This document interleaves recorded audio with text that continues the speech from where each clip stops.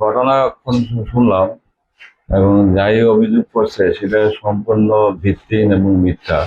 কারণ ওর সাথে আমার দেখাই হয়নি বিগত অনেকদিন ধরে। এবং ও তো একটা দুষ্ট লোক, সবাই জানে, এলাকাবাসী সবাই জানে। একটা বিরক্তকর লোক সে। প্রত্যেকদিন আমাদের কাছে রিপোর্ট আছে, এলাকাবাসী আমাদের কাছে রিপোর্ট করেছে যে রাত্র 11টার পর 12টার পর সে এখানে প্রায় প্রবেশ করে ঢুকে এখানে মতো অবস্থায় থাকে, আড্ডা মারে বিভিন্ন লোকজনদের নিয়ে। এবং এখানে যারা আশেপাশের দোকানদার আছে সবাই তার ভয়ে তটস্থ থাকে, সেটা আমরা অনেকদিন ধরে পরিলক্ষিত করছি। তো সেই বিষয়টা নিয়ে কি আর বলা। আর এমনিতেই এই ছেলেটা, আমরা সবাই জানেন, এই ছেলেটা বাম আমলও একটা ত্রাস ছিল। একবার অটো থেকে একটা কলেজ ছাত্রীকে নেমে ওকে চর মারা হয়েছিল ভাড়ার জন্য।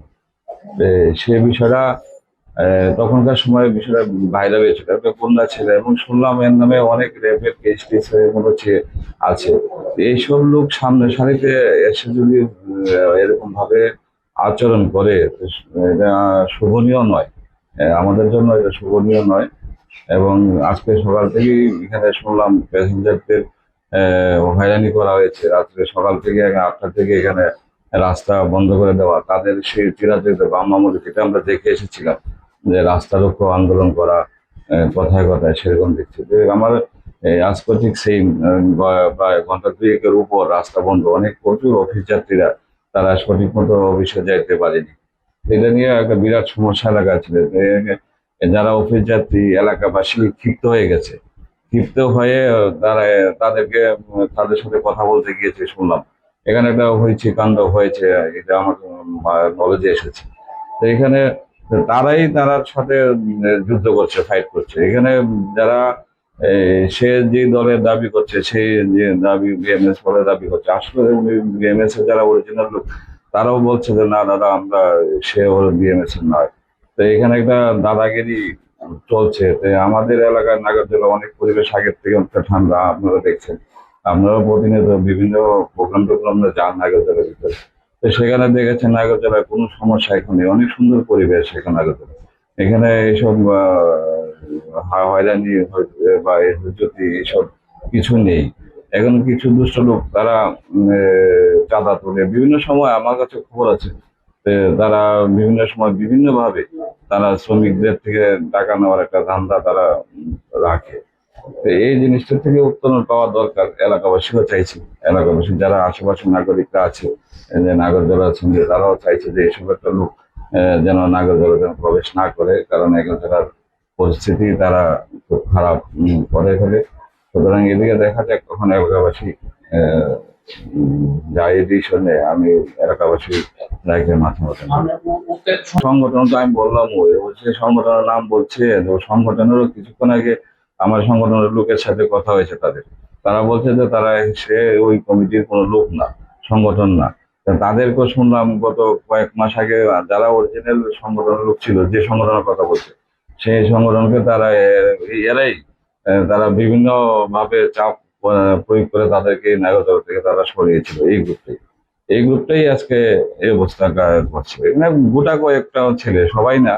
এই যে লিটন কর দেখছেন, সেই লিটন কর, আর লিটন কর ভাই একটা আছে, কি বিক্রি না কি জানি না ওর।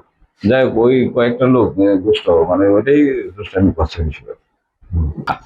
ভোট নিয়ে ওই যে কথা বলছে, সে এটা তো তার বিরুদ্ধে উম, তদন্ত হওয়া দরকার। ও যে বলছে তার বউ 5টা ভোট দিয়েছে, এটা তো প্রশাসন ছিল না, প্রশাসনের মাধ্যমে তো ভোট হয়েছে না। আর বিজেপি তো স্বচ্ছ, আমরা সবাই জানি। আমরা কিছুদিন আগে ওয়েস্ট বেঙ্গল নির্বাচন দেখেছেন কিভাবে সেন্ট্রাল ফোর্স দিয়ে নির্বাচন করা হয়েছে। আমাদের ত্রিপুরার যে ঠিক এরকমই।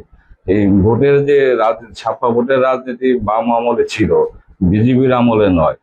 আমাদের যখন ইলেকশন হয়েছে তখন তো বিজেপির আমলে ছিল। বিজেপির আমলে যদি বলে ছাপ্পা ভোটে ভোট দেওয়া হয়েছে, ওনার বউ 5টা ভোট দিয়েছে, উনি প্রমাণ করুক, উনি প্রমাণ করে দেখাক। কারণ ওনার বিরুদ্ধে আইনি ব্যবস্থা নেওয়া দরকার। যদি এরকম ভাবে একটা তথ্য মানুষের কাছে তুলে ধরে, এটা তো আমাকে গালিমালক্ত করা নয়, শুধু আমি যে দলের প্রতিনিধি করছি সেই দলকে গালিমুক্ত করার চেষ্টা করা হচ্ছে। এটা বিজেপি দলকে, ভারতীয় জনতা পার্টির যে স্বচ্ছতা, সেই স্বচ্ছতাকে নষ্ট করার পরিকল্পনা করছে, কারণ ও জানি আমাদের দলের না, ও অন্য দলের সমর্থক। আজকে আমাদের দলে এসে ভিড়ে গেছে বেনজাল, তাদেরকে বলা হয় বেনজাল। এই বেনজালরাই আজকে আমাদের পার্টিকে দুর্নাম করার চেষ্টায় চালিয়ে যাচ্ছে। ওর বিরুদ্ধে আমি চাই, ওর বিরুদ্ধে আইনের তদন্ত হওয়া দরকার, কারণ এইভাবে যদি বলে ছাপা ভোটের ব্যাপার, তাহলে তো অন্যায়। সেই কাজটা নয়, পাবলিক দেখেছে, পাবলিক আমাদেরকে জয়যুক্ত করেছে ভোটের মাধ্যমে। শুধু আমার ইলেকশন নয়, আমার নির্বাচনের পরও এখানে লোকসভা নির্বাচন হয়েছে, এরপরে আবার বিধানসভা নির্বাচন হয়েছে, কয়েকটা নির্বাচন এখানে হয়েছে। সেই সব নির্বাচনে কেউ কোনো কোথাও এরকম অভিযোগ আসেনি, তো হঠাৎ করে সে তার এই অভিযোগ দেওয়ার পিছনে কি কারণ? বেশি কোনো কাজ সাজিয়ে আছে, তার কোনো একটা ষড়যন্ত্র চালাচ্ছে তারা, তার সাথে কেউ আছে জড়িত, তাকে দিয়ে মুখ খুলে এই কাজটা করার চেষ্টা করানো হচ্ছে।